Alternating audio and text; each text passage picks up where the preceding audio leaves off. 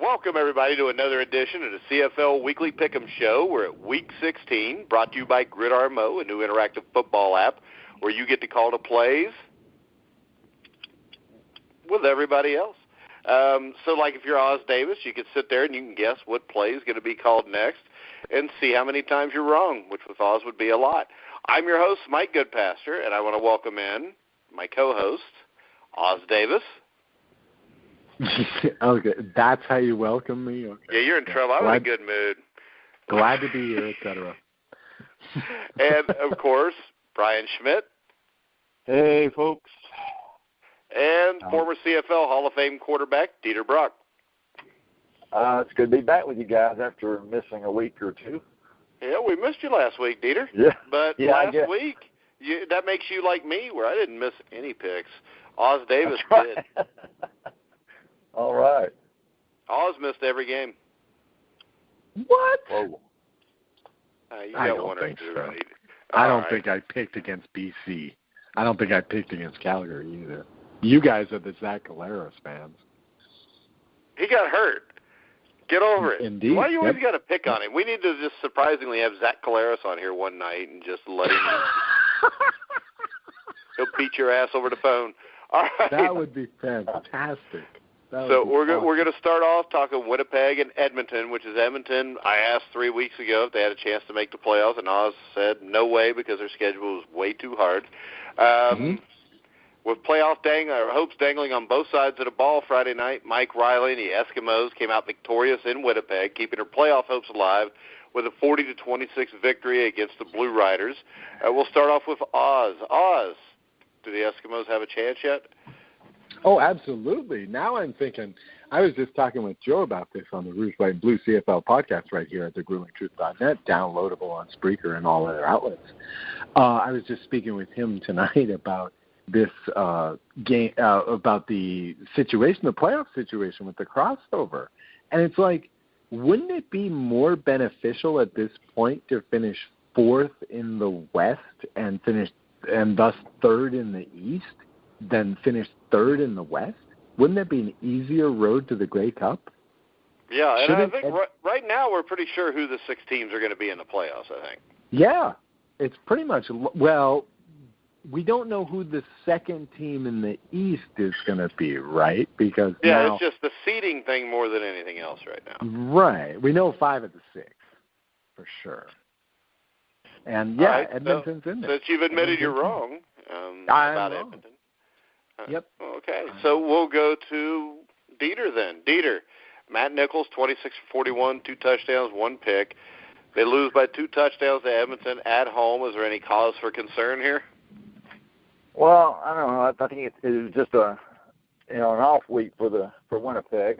Their defense didn't play up to their standards that they've been playing with, but I'm not concerned really about Winnipeg. I think they've got a good chance I think right now, they've got as good a chance to compete against Calgary as anybody. Riley had a fantastic game, and he was just on, and it's hard to stop a quarterback when they're on like that. And but I'm not, I think Winnipeg's still, right in the midst of everything, and Nichols is still playing well, and as long as they don't turn the ball over, and I think they got a chance. Yeah, and Brian, Mike Riley, I think, gives Edmonton a legitimate chance to do something when they get in the playoffs. And on top of that, you had John White, 19 carries, 104 yards. Offensively, they seem to be coming alive, and defensively, they're playing much better also.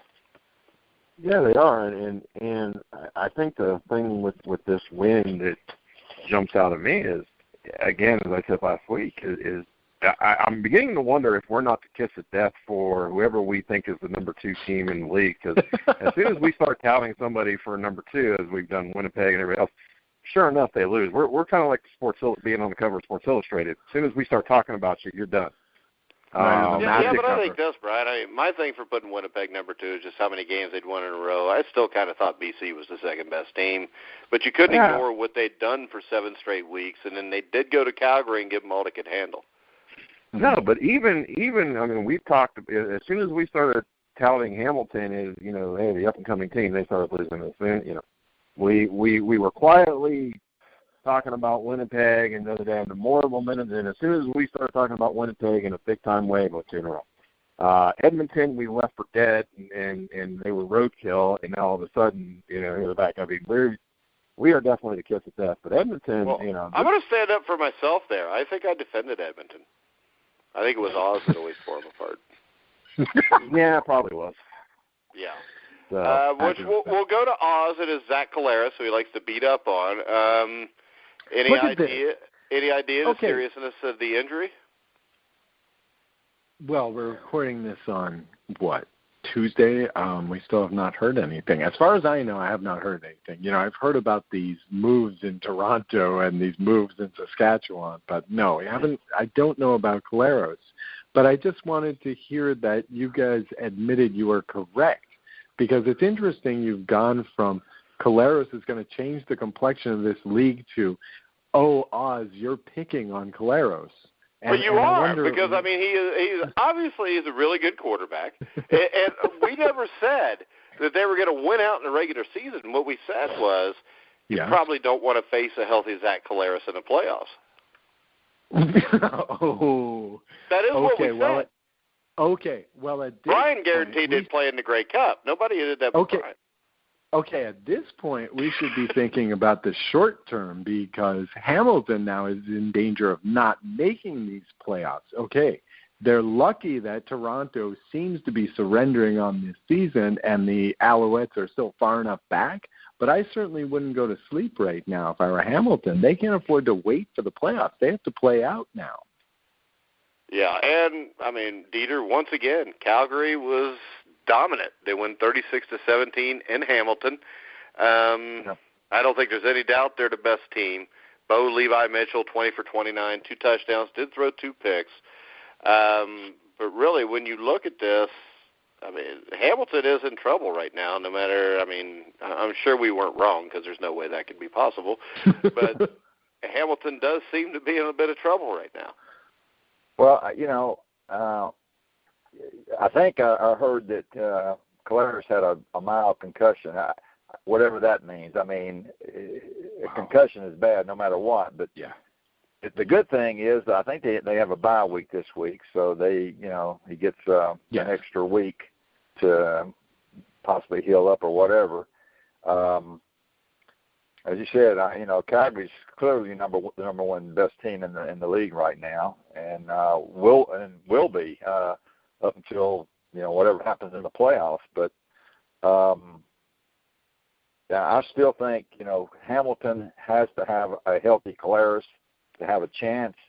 I think Mazzoli does well and at times, but he also is, as I stated about 5 or 6 weeks ago when he was playing, he can be really good or he can kill you with his turnovers. So having to depend on Mazzoli is tough, I think, for Hamilton. They need Collaros, because one thing about Collaros is he is going to play consistent football. He's going to either be great or he's going to be good. He's not going to be bad. So they need him in there. Yeah, and I think the big question, to me, Brian, you can touch on this, Mazzoli to me is just a good backup quarterback. He's not a guy where you want to run him out 4 or 5 weeks in a row. No, he's the guy that, can come in, can win you a game or two, and then, if you have your starter back. I don't think he's a guy that you want to put your season on as a guy that's out there 5, 6, 7 games. And, again, it just, it shows just how important the quarterbacks are in this league and how important it is to have a good number 2, because, now, if it's a mild concussion, maybe he's out. Maybe he's out when they come back from bye week. Maybe he's not. But having that good number 2 quarterback is essential. And not saying Mazzoli's not a good backup quarterback, but he's not a guy that, you can base your season on. And I think he's already shown that early in the year. But Hamilton's in trouble right now. I say that, and they'll come back from bye week, and they'll start putting up points, and then we can turn around and start picking on Oz again. Okay, I got it. Well, No, I got it. Oz is the one that told us at the start that they were going to go to the Grey Cup as soon as they got Caleros back, if you remember. Me, you, and Dieter all said not so fast. Yeah. Okay. Okay, now look, I got to get back in on this because the actual real point I was trying to make is not that back when, we were waiting for Caleros, is not whether Caleros was a franchise quarterback or not. The argument was this, that the franchise quarterback alone cannot shift this team. And guess what? That's what's happening. Look, they've pointedly admitted that they need help in the receiving corps. Toronto just released these 3 receivers today. They're going to pick up at least one of those guys. They need help there. Look, this is the 3rd straight game where Caleros threw a first-quarter interception in his own red zone, okay? He's trying to do too much. He's forcing it. He doesn't have enough weaponry in the offense. The franchise quarterback is not enough to get a team to the Grey Cup. That was my argument then. It's my argument now. All right, Dieter. Question for you. Are you tired of the condescending attitude somebody who's never even played football talks with us? I mean, basically right stuff. He's got his opinion, and I think he's right. But I think unless you have you were going to say in a way, because he can't be right. Well, if you have a great defense, you can, you don't have to have the great quarterback. I mean, and I don't think Hamilton's got the great defense. So they need they need Caleros. They do. But, I mean, the one thing is this. It took till week 16 before Oz actually said something that had a point at the end of it. All right. Let's go. BC beats Ottawa 40-33. Jonathan Jennings, Trevor Harris were both outstanding in the game. Dieter, the way Trevor Harris played, the way Jennings played, I think both these guys are contenders. And it looks to me like the Red Blacks are slowly getting back to what they did the first quarter of the season. Yeah, they're good. They've got a good team. They're good on defense. And obviously, Jennings is playing very well. I still think Ottawa is playing well also. I think Harris has got some great stats. They've got. I don't know what's wrong with their defense. They've got to pick it up on that end of it. But both of these teams are, have outstanding quarterbacks, and they both have a chance. Yeah, and I mean, Brian, Jennings completed 80% of his passes, 3 touchdowns, no interceptions. Anthony Allen, 12 carries, 82 yards. The thing that always seems to me when you look at a CFL game, an NFL game, it's like this most times, but not all the time. It seems like every week when I look at the box score of a CFL game, the CFL team that ran the ball the most successfully won the game. Yeah, and I think that's the one thing that gets overlooked in the CFL because of all the passing. But you can't turn a blind eye to the fact that Anthony Allen, like you said, 12 carries, 82 yards. That's 6.8 yards a carry. That's going to get it done. And I think that's the big thing. And now when you have that good running game, now it makes your passing game that much better. So now you got a Jonathan Jennings going 20 and 25. But, it brings everything together. And the other thing, too, is, and you kind of seen this in this game, is because Ottawa's running game, again, I think their leading rusher, was like 4.4 yards and, on 11 carries. I mean, you saw at times, even though, Ottawa can put points up, but you saw at times, sometimes it was a little bit harder. Yes, BC has a great defense, but not being able to have that great running game, makes it a little bit harder at times. And obviously BC is able to do both right now, and that's why they won this game. All right, well, now we'll go to Oz's Alouettes, who, without Jim Pop, who is a moron. By the way, this is their 1 week. This is their 1 week of an offensive explosion, which means and it's been a month. No. So as we said before, It was that time of the month for the Montreal Alouettes. They win 38-12. Unfortunately for them, there's not 4 weeks left unless they can make the playoffs. But Rakeem Cato threw 4 touchdowns. Oz, is Jim Pop just a moron? Jim Pop and Rakeem Cato do not work. We know this much, okay? You're raining on my parade because after this, I was feeling fantastic about my Alouettes. I mean, wow, what a great game. Finally, after, 15 weeks, the offense has caught up with the defense because, again, this is still the top defense statistically in the league. This is a good defense, but the key statistic regarding Mr. Cato is this. Cato is 5-8 as a starter in the CFL. He is 0-4 with Pop as a head coach. He's 5-4 without Pop as a head coach. That's not bad. 3 of those losses were by 3 or fewer points last season. A couple of them against, Final Four teams, Edmonton and Calgary, in fact. This is, Cato apparently is not a bad quarterback. I don't think he's a stud. I don't think he's a Riley or a Caleros, for example. But I think that he works best without Mr. Pop. And maybe all this problem that the Alouettes were having on the sidelines this season was about Jim Pop. And so, I don't know. I'm optimistic after that showing. Plus, I love those great uniforms. I love those uniforms more and more. Man, just like a woman, worried about what the uniforms look like. Yeah, all there right, you go. I love the shoes, too, were great. Did you like the laces? Brian or Dieter, either one of you. Rakeem Cato, 4 touchdowns, no interceptions, 18 for 23. We'll start off with Dieter. Dieter, what do you think of Cato? Yeah, I thought they should have played Cato several weeks ago. When they still had Kevin Glenn there, I thought that he would be the guy that could maybe, give him some spark. And he certainly has played well. And, with their defense, they've got a chance to win some games here. I don't know if they'll have won enough to get to the playoffs, but they certainly look a lot better with Cato in there, and with their defense, I think they've got an excellent shot. Yeah, and Brian, you look at Cato at quarterback. They got a running game. You had Sutton, 10 carries, 83 yards. You got Deron Carter, one of the best wide receivers. Is this just a case of they needed to get rid of the guy that was calling or basically coaching the team? Yeah, and we've seen that in the history of football. Sometimes a change of a coach, it changes a guy. And obviously, we've seen that they don't get along. We've seen some of the videos, we've seen some of the articles.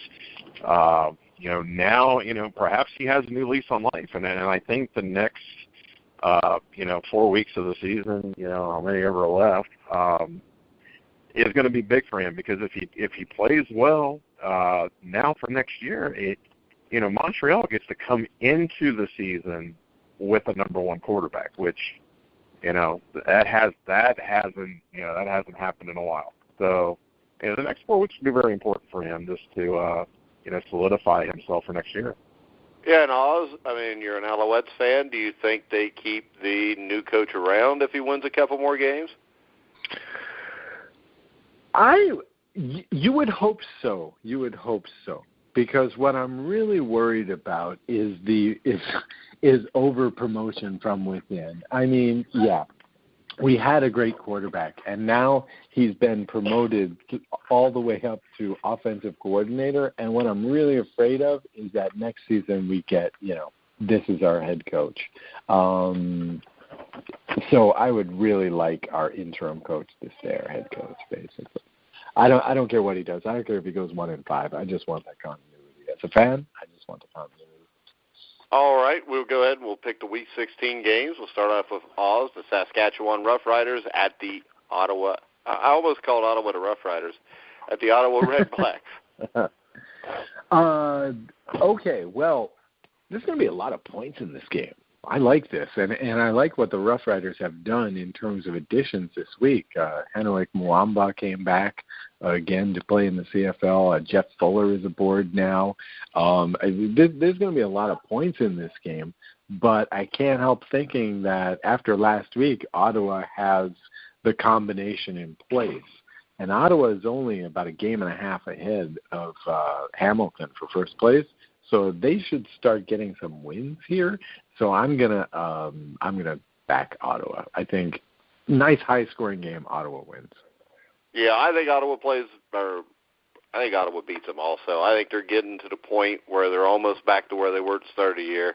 Mm-hmm. Defense needs to step it up a little bit. I'm going to go with the Red Blacks. Dieter? Yeah, I'm going to go with the Red Blacks playing at home. Yeah, I like Ottawa. All right, Brian?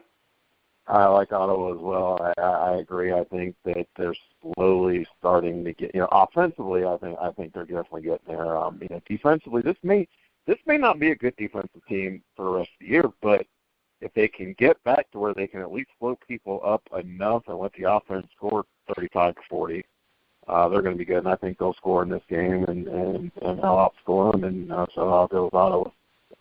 All right, Dieter, the British Columbia at Winnipeg. Well, I think Winnipeg's going to come back defensively. They're going to get it back this week, and as long as Matt Nichols takes care of the football, I like Winnipeg's chances this week against BC. All right, Brian. This is going to be a good game, and I'm having a hard time, even now deciding on which one to go. But I'm going to go with the home team. I'm going to go with Winnipeg getting off the schneid and getting back to it. But it wouldn't shock me if BC wins it all. But I'm going to go with Winnipeg as well. All right, I'm going to go with BC. I want to go with Winnipeg because I'm a Winnipeg fan. But it's all because of Dieter, too. I like Dieter, so I feel bad when I pick against Winnipeg. No, the Alouettes, okay. The Alouettes, on the other hand, Oz's team, I feel really good when I pick against them for two reasons. Number one, 90% of the time they lose, so I know it's a good pick. And plus, Oz is an Alouette fan. Oz, BC or Winnipeg? Well, it pains me to side with Mike here, but I got to go with the BC Lions. I didn't get to comment on the BC Lions game of last week, but I did want to say that for me, this was one of the best BC Lions games of the year because what happened was that they opened it up in the first half. They let Manny be Manny, do the Manny show, score a lot of points, and then clamp down in the second half instead of sort of taking the foot off the pedal like they've done in their worst games. So I really like that, and I'm figuring they're going to use this formula again. I like BC Lions over Winnipeg, yeah. All right, next up, we got the Edmonton Eskimos at the Montreal Alouettes. I really like what the Alouettes are doing. I think they are a talented team. I think getting rid of Jim Pop makes them dangerous. I think this is going to be more competitive than a lot of people think, but I'm going to go with the Eskimos. Oz? Fantastic. My God, Mike, I thought you were going to go with Montreal there. I'm going with Montreal. Well, last week I did, and they won. You went against them, so. Okay, I'm going with Montreal. I'm going against you again because I like going against you, Mike. Well, and you almost always lose, but go ahead. I'm going with the Alouettes because this is the one game that I thought the Eskimos would win of their last 6, and now it's obvious to me that it's actually going to go the other way. So I'm going to say this is the only game the Eskimos are going to lose until the end of the season. Alouettes. All right. So, Oz, you've got brown eyes, right? Yes. Yes, because you're obviously full of shit. Brian, Edmonton at Montreal. Got to go with Edmonton. I think, I'm going to go with the hot team, and I think Edmonton's playing really well. And, Montreal had their period last week, so they, I think they'll be back. I mean, I think with they don't play till Monday, and that's not going to linger a week and a half. Yeah, I mean, I think Montreal will be playing better, but I don't know. I think Edmonton's just kind of a little bit on they're on that roll right now, and they just look like a different team. So I'm going to go with Edmonton. Sure as heck it'll be the kiss of death for them, but I'm going to go with them anyway. All right, Dieter. Yeah, I think this is going to be a good game. Montreal is certainly playing much better offensively if they can keep it going, and we've always thought their defense was really good. But I'm going to pick Edmonton because Mike Riley is really hot. They've got some great receivers. I think their defense is playing a little bit better. And I'm going to go with the hot team. I'm going to go with the Eskimos. All right, Brian. Mike Riley is on pace for 6,000 yards also. And so, yeah, that's I think not too bad. Yeah, it's not bad at all. All right, Brian, you get the hard game of the week. Calgary at Toronto. Yeah, I'm going to go with Calgary. I mean, they are the CFL version of the New England Patriots. So I don't think I'll be picking against them anytime soon. All right, Dieter, Calgary at Toronto. Is Toronto still playing? Yeah, this is Calgary. I mean, yeah, I certainly like that Drew Willie's getting a chance to play again, but getting rid of all those receivers, it's, I don't know, it's like training camp all over again with a new group of receivers, so it's going to be tough for him. So, yeah, it's going to be an easy one. Calgary. All right. What's your name? Oz. I forgot. We're reduced to that. Wow. I got hit in the head a lot. You could ask Brian. I forget my kids' names. I call him by my dog's name. I've called Brian other names before, but well, this game isn't a lot of fun to pick. But I'll tell you what, the point spread is 9, and I think Calgary's going to win by more than 9. I also think that Jerome Messam is going to be the best fantasy player in CFL fantasy this week. So yeah, I think Calgary. All right, so one final question. The Stampeders are 12-1-1. They pretty much got everything clinched. Dieter, would you start resting players? Yeah. No. I want to keep them playing because I don't want them to lose what they've got already. So maybe a little bit, maybe in the fourth quarter or so, maybe get some other guys in there. But no, I got to let them play for the most part. All right, Brian. Probably week 19 against Montreal. Maybe you do a little resting there, and then you're also going to have another week there. So maybe you play maybe like preseason game where you play them a half or quarter and a half. But it's too early to rest them right now.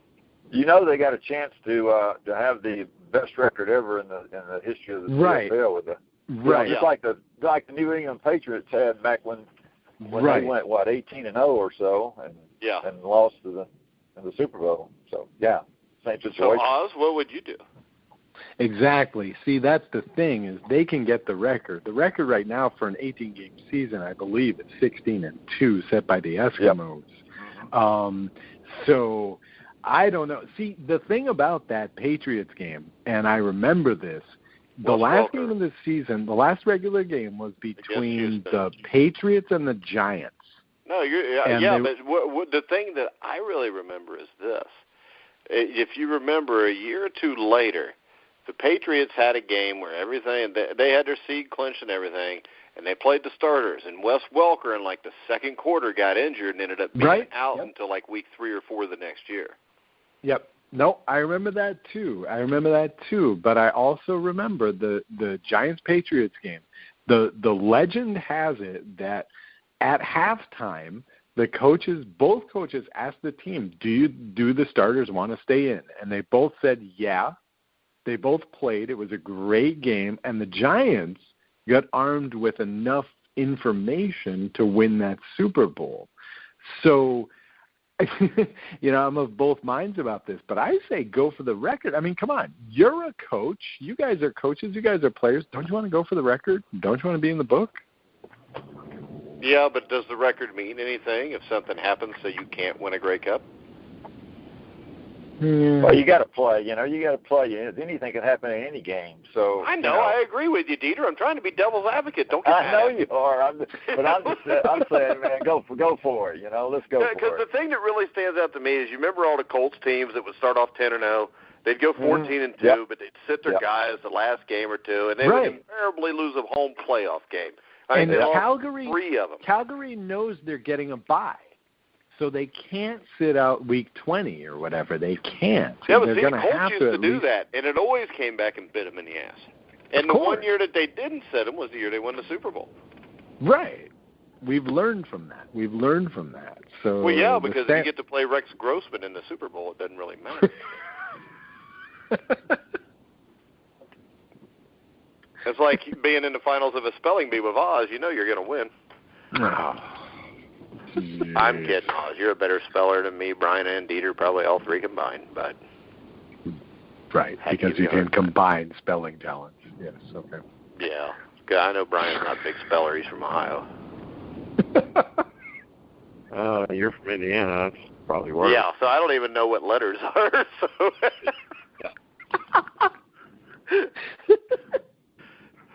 But, all right, any final words, Dieter? I'm just looking forward to another outstanding week of football, so let it go. Yeah, and we're going to try to set this up so when we get to our Grey Cup week, we're going to see if John Gregory wants to come on, because I think John wants to come on with you too. Cause that'd be great. Every time I talk to him, he said, make sure you tell Dieter I said hi. Yep. So, I'd love to hear from him. Yep, that'd be great to have him on. Brian, any final words? No, other than the fact that it'll be another fun week of football for me this weekend, so I always look forward to that. Outside of that, no, I'm good. All right, Oz? Go Alouettes, go Rams, go Lobos. Go Lobos.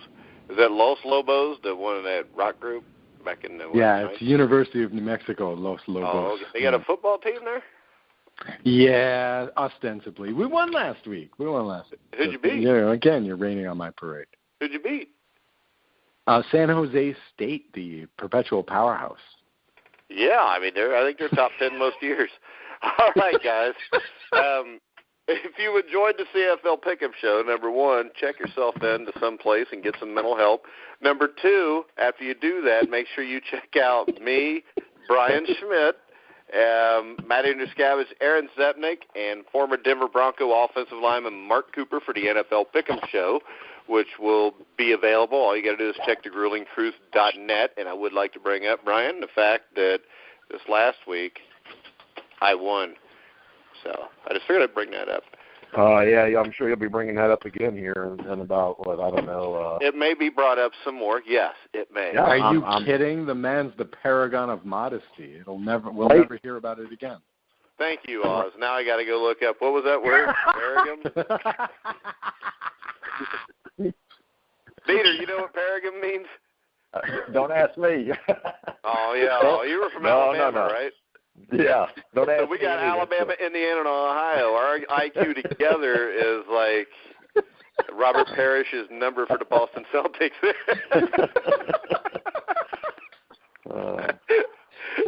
But all right, guys, we're going to get out of here. Make sure you check out Gridarmo at www.gridarmo.com. You can listen to us on Stitcher, Spreaker, TuneIn, iHeart, iTunes, Google Music. Anywhere you can find a podcast, you'll find The Grueling Truth. So for Dieter Brock, Os Davis, Brian Schmidt, I'm Mike Goodpaster. You've been listening to The Grueling Truth, where the legends speak.